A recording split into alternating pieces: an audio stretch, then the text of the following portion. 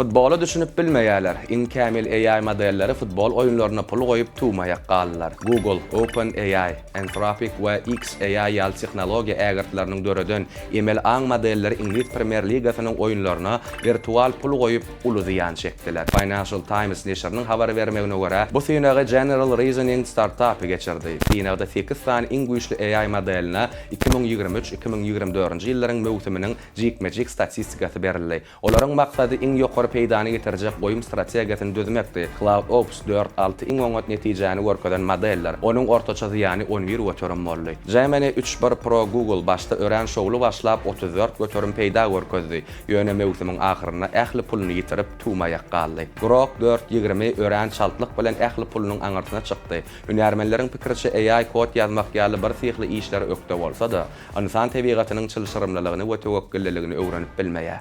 Sizi dünýäniň hemde ýurdumyzyň täzelikleri gyzyklanýarmy? Onda Türkmen portal bilen galyň. Bize agza bolmakly hem unutmaň.